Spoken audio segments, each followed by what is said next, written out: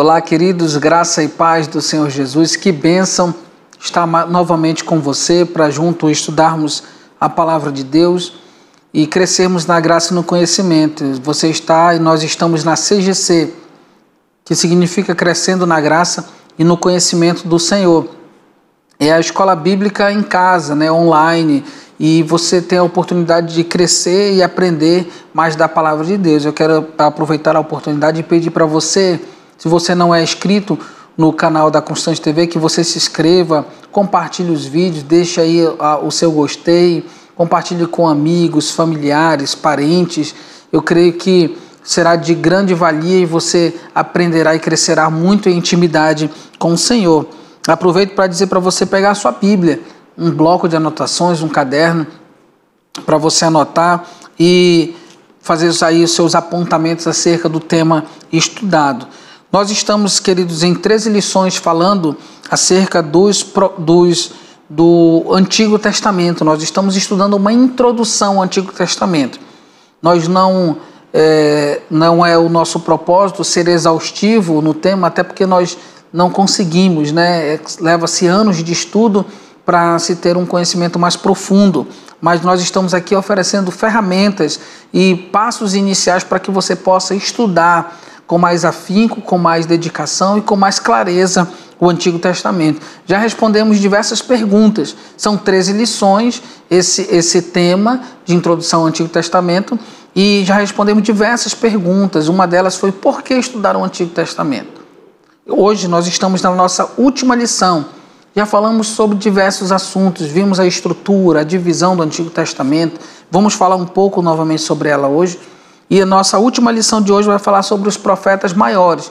Na aula anterior nós falamos sobre os profetas maiores, hoje nós vamos falar sobre os profetas menores. Você pode também consultar a nossa playlist no canal da Constante TV e consultar as aulas anteriores, voltar a revisar e reassisti-las para um melhor entendimento.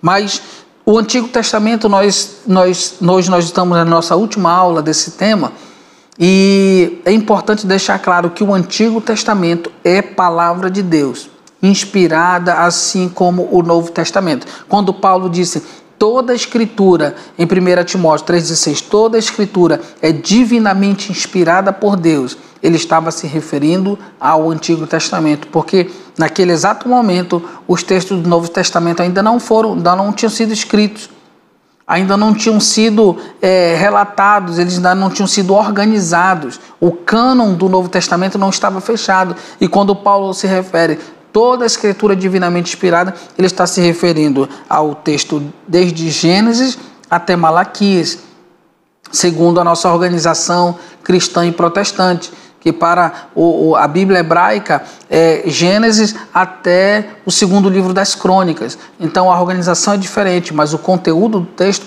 é o mesmo. Então perceba que o Antigo Testamento tem uma importância gigantesca. Como nós sabemos como o mundo foi criado, como tudo começou? Pelo livro de Gênesis, é o livro da criação, o livro do começo. Ele está no Pentateuco, ele está no Antigo Testamento. Como nós conhecemos acerca do Êxodo, como o povo foi liberto do Egito, pelo livro de Êxodo, que está no Pentateuco. Como nós temos uma belíssima poesia contida nos Salmos, porque os Salmos estão no Antigo Testamento e foi escrito por diversos salmistas, homens de Deus que passaram por diversas dificuldades. Então, nós já estudamos nessas 12 lições passadas, falamos sobre os gêneros literários, falamos sobre um pouco do mundo do Antigo Testamento, que é importantíssimo para a compreensão, para a interpretação dos textos do Antigo Testamento. Falamos sobre elementos de continuidade e descontinuidade. Por exemplo, podemos citar os 10 mandamentos. Eles têm elementos de continuidade para nós hoje, porque revelam a lei e o padrão moral do nosso Deus e devem ser vividos hoje. O mesmo valor que o primeiro mandamento de não adorar outros deuses diante de mim tinha para o judeu, ele tem para nós hoje. Nós só servimos a um único e verdadeiro Deus e só ele deve ser adorado. Então os 10 mandamentos, eles continuam em vigor até hoje para nós crentes da nova aliança, e isso nós devemos ter clareza. Há outros elementos culturais, questões mais culturais e sociais da época, muitos deles deixaram de ter continuidade para nós. Por quê? Porque são elementos que não continuaram para nós hoje e são diferentes. Por exemplo, vestimenta, né? Questões de vestimenta, por exemplo, que o povo judeu e o povo hebreu e o povo de Israel usavam, não nos servem mais, né? Então, não tem significado. Porém, o conceito moral, né, de prudência ainda permanece. Então, perceba que há elementos de continuidade e descontinuidade, nós vimos isso. Você pode assistir às lições passadas. Falamos, né, sobre o Pentateuco, importantíssimo. Falamos sobre livros históricos, os Salmos. Na última lição falamos sobre os profetas maiores e hoje os profetas menores. É importante lembrar que essa designação maiores e menores, ela é tipicamente cristã. Ela não encontra-se na Bíblia hebraica nem na literatura hebraica. Por quê? Porque a divisão da Bíblia hebraica, do cânon hebraico, por exemplo, nós podemos ver, ele é dividido em 3 partes. A primeira é a lei. A lei. Então, os 5 primeiros livros de Moisés é a lei. Então, todas as vezes que no Novo Testamento nós lemos falar sobre lei, ele está se referindo sobre o Pentateuco, os 5 primeiros livros. Né? Ele fala também sobre os escritos, né, que é considerada a terceira parte do livro hebraico. Constitui-se de 11 livros, né? Salmos, Provérbios, Jó, Cantares, Ruth, Lamentações, Eclesiastes, Esther, Daniel, Esdras, Neemias e Crônicas. Esdras e Neemias era um conjunto de textos só, né, junto. A segunda parte é dos profetas, né? Subdividida em profetas anteriores e profetas posteriores. Os profetas anteriores, Josué, Juízes, Salmos e Reis. E nos profetas posteriores, Isaías, Jeremias e Ezequiel. E também havia o livro dos 12 dentro dos profetas posteriores, que é exatamente os 12 profetas menores do cânon cristão, do cânon que nós conhecemos. Então, quando nós estamos nos referindo hoje a profetas menores, nós estamos falando a 13 livros, né? 13 livros, ou melhor, perdão, 12 livros, né, do nosso cânon do Novo Testamento. Então, nós falamos o porquê de ser maior e menor, né? Não tem a ver com a relação de um ser mais importante que o outro, né? No valor do profeta, o Isaías tinha mais valor que Osés. Não estamos nos referindo a isso, né? O Isaías era mais ungido e mais separado por Deus do que Zacarias. Não é isso, é simplesmente pelo volume de texto. Palavras, né? Na verdade é contado por palavras em hebraico. Então, Isaías, Jeremias, Lamentações, Ezequiel e Daniel possuem mais palavras que o restante dos outros 12 profetas, né? Então, é mais por conteúdo e designou-se assim, profetas maiores por maior conteúdo escrito e menores por menor conteúdo escrito, mas todos eles são de extrema importância e relevância, né? Então, todos esses profetas, eles têm características comuns, né? Eles chamam o povo ao arrependimento. Os escritos produzidos por esses profetas tiveram origem em diferentes períodos ao longo de mais ou menos 300 anos. O profeta Oséias, Amós, Miqueias, Naum, Sofonias, Abacuque são profetas do período anterior ao cativeiro babilônico. Os 3 primeiros profetizaram no século 8, enquanto que os outros últimos exerceram o ministério profético no século 7 a.C., provavelmente próximo do final do século. Já Ageu, Joel, Zacarias e Malaquias, pelo teor da mensagem, são livros claramente do período pós-exílio. Ageu, Joel e Zacarias profetizaram por volta do final do 6º século a.C., ao passo que Malaquias tem a sua origem provavelmente na metade do 5º século. Obadias é o único profeta menor a provavelmente ter sido escrito durante o cativeiro no século 6, né? É interessante. Olha que informação interessante. O livro do profeta Jonas possui uma peculiaridade em relação aos demais. Ele é essencialmente narrativo. Ele conta a história de Jonas e sua pregação a Nínive, enquanto os outros livros apresentam mensagens divinas entregues a Judá e a Israel. Jonas exerceu seu ministério ainda no século 8 a.C., mas não sabemos exatamente quando o livro foi escrito. Então, é muito interessante a particularidade do profeta Jonas, né? Então, vamos estudar um pouco sobre os gêneros, né, da profecia.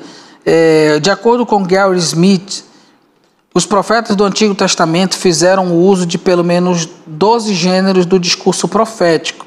Eles organizaram as suas mensagens conforme gêneros literários específicos e adequados aos seus propósitos. Cada um deles tem suas características, vocabulário, estrutura e propósito. Aqui observaremos apenas 5.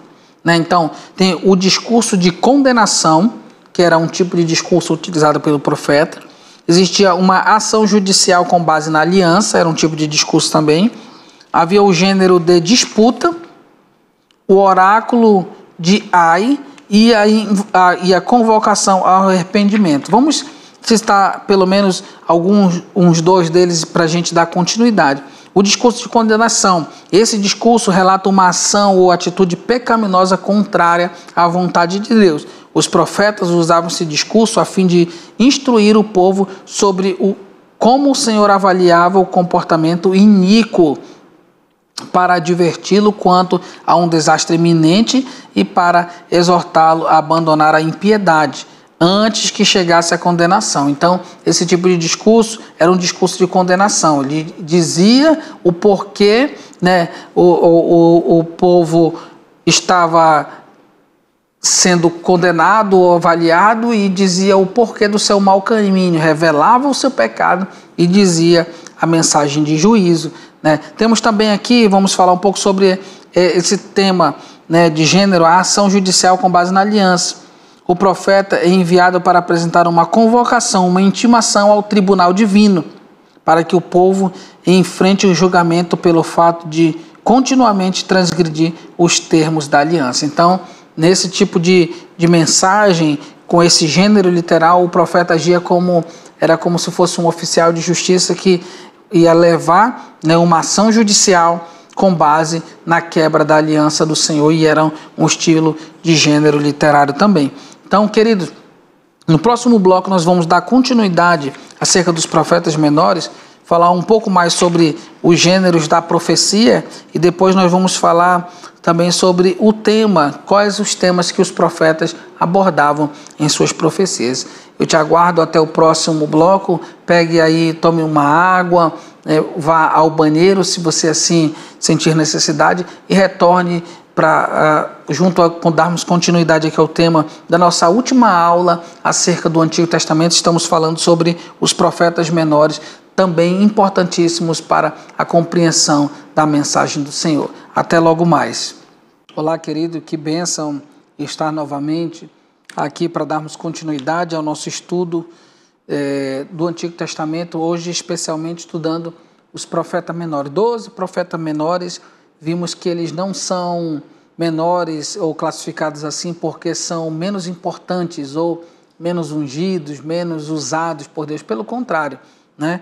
Eles foram homens de Deus que tiveram uma vida exemplar, foram chamados pelo Senhor, comissionados pelo Senhor e foram usados na mão de Deus. Em diferentes momentos, em contextos diferentes, né, de formas diferentes, dentro da sua capacidade que eles possuíam, e o Senhor os usou, revelou, Deus falava diretamente com esses homens, e a mensagem desses homens era uma mensagem poderosa. Vimos que eles eram menores, não porque eram menos importantes, mas porque o seu conteúdo tinha menos palavras em hebraico, eram menos volume escrito. Então, eles eram menores, ao passo que os maiores tinham mais palavras, e é simplesmente por isso, né? Mas nós estávamos falando, antes do intervalo, sobre os gêneros da profecia. Vimos sobre o discurso de condenação, vimos sobre o discurso de ação judicial com base na aliança, né? Vamos ver agora sobre um gênero de disputa.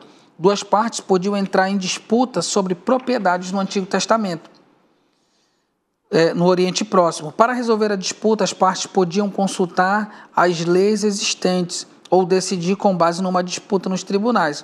Antes de apelarem ao tribunal, as duas partes costumavam se envolver em uma acalorada discussão verbal para tentarem convencer uma a outra São poucos os registros de disputa entre Deus e o seu povo a respeito de alguma violação da aliança.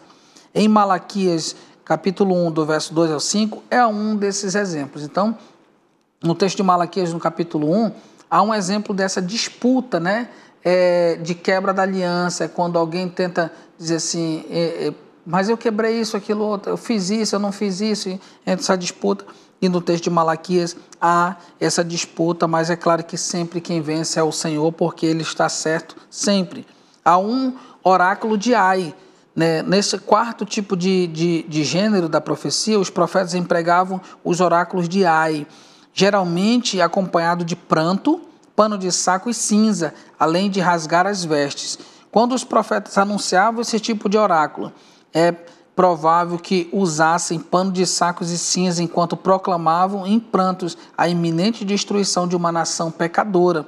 Amós 6, de 1 a 7, apresenta um oráculo de Ai, no qual as pessoas ricas e soberbas de Samaria celebravam em vez de chorarem pela destruição iminente do reino do norte. Então, esse tipo de oráculo tinha uma característica que era, o Ai era uma dor, né, um planto, uma angústia pela destruição iminente, e o profeta caracterizava-se dessa forma muitas vezes, rasgando as suas vestes e vestindo pano de saco e se jogando cinzas. E um tipo de gênero literário também da profecia é a convocação ao arrependimento. É um tipo de discurso profético, é a convocação de arrependimento, que era uma mensagem simples, na qual o Senhor exortava o seu povo a abandonar as suas iniquidades e se voltar para Ele em arrependimento. Esse tipo de discurso costumava ser breve. Ser breve, como em Amós 5, de 4 a 5. Assim diz o Senhor à casa de Israel, é o texto: buscai-me e vivei, porém não busqueis a Betel, nem venhais a Gilgal, nem passeis a Berseba. Em Oséias, há uma convocação ao arrependimento mais elaborada, em Oséias 14, de 1 a 13. Então, perceba que os profetas também chamavam pela mensagem profética ao arrependimento. E quais eram os temas que os profetas abordavam, né? Os temas dos profetas menores. Nós temos o primeiro tema, é a transgressão da aliança. Então, por que o profeta era levantado por Deus para falar a um povo? Porque aquele povo havia transgredido a aliança do Senhor, a lei do Senhor, o Pentateuco, a sua lei. Deus havia dado toda a sua lei para que seu povo obedecesse e pudesse caminhar com o Senhor uma vida de santidade, e o povo desobedecia, o povo transgredia, o povo se extraviava do caminho do Senhor, e Deus levantava sempre um profeta para trazer uma mensagem, e era um tema da mensagem dos profetas, era que o povo havia transgredido a aliança do Senhor. Um outro tema muito importante que os profetas abordavam era o dia do Senhor, né?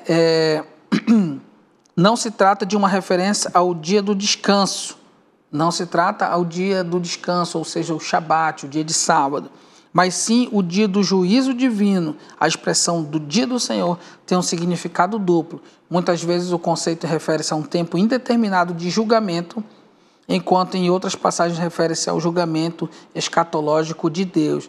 Nesse dia terrível, os ímpios serão punidos e o povo de Deus será purificado e salvo. Também era um tema que os profetas anunciavam muito. Joel falou acerca disso, né? E outros profetas também. O dia do Senhor era muito esperado e é esperado por todos nós. O dia do Senhor não é, lembrando, não é o sábado, não é o dia do descanso, mas é o dia da vingança do nosso Deus, o dia do juízo do Senhor. Um outro tema importante e muito importantíssimo, né, nos profetas era a vinda do Messias. O termo hebraico para Messias não aparece nesses escritos, contudo, é possível encontrarmos a vinda de Jesus Cristo sendo também anunciada. O profeta Miqueias, por exemplo, vislumbra o dia quando o Senhor congregaria todo o seu povo como ovelhas. Como um bom pastor, o Senhor pastoreia o seu povo amado. Está em Oséias capítulo 2. Ele falou de de um tempo quando Deus habitaria junto do seu povo em Jerusalém e ali reinaria para sempre. Oséias 4. Miqueias profetizou que no tempo devido Deus levantaria em Belém um poderoso governante messiânico, dizendo: Tu, Belém Efrata, pequena demais para figurar como grupo de milhares de Judá, de ti me sairá o que há de reinar em Israel, e cujas origens são desde os tempos antigos, desde os dias da eternidade.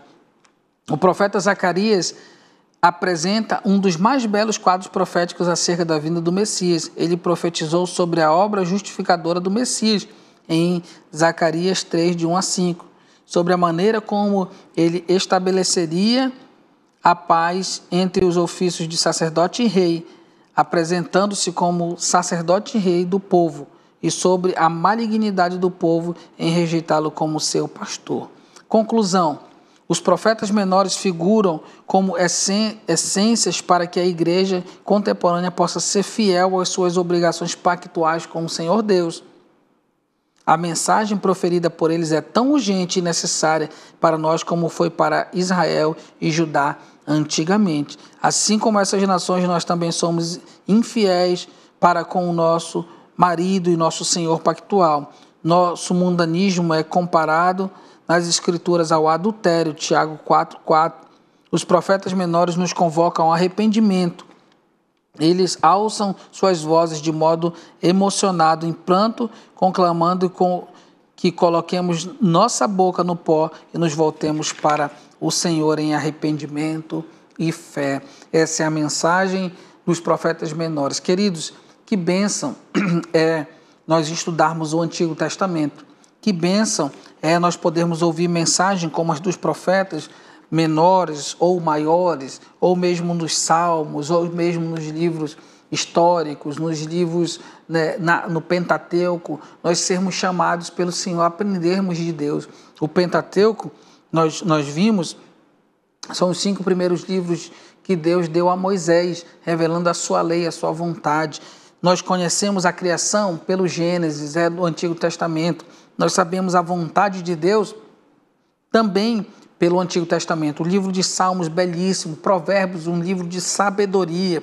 Eclesiastes também traz experiência de vida e sabedoria. Então, fica aqui, queridos, para essa nossa última aula acerca de uma introdução do Antigo Testamento. O meu incentivo para você: leia o Antigo Testamento. Faça um plano de leitura do Antigo Testamento, leia os livros históricos, você vai ver que beleza, como Deus conduziu o seu povo, como Deus falou ao coração do seu povo, como Deus conduziu a história do povo de Israel. Leia o livro dos Salmos, ore os Salmos, cante os Salmos, você será extremamente enriquecido. Leia os profetas maiores que trouxeram mensagem de arrependimento, mensagem de convocação do povo. O Antigo Testamento é todo inspirado por Deus, toda a Escritura. Aqui nós podemos falar seguramente que de Gênesis a Apocalipse, a Bíblia Sagrada ela é inspirada por Deus. Paulo diz que toda a Escritura é inspirada por Deus. Ele se referia ao Antigo Testamento, de Gênesis a Malaquias.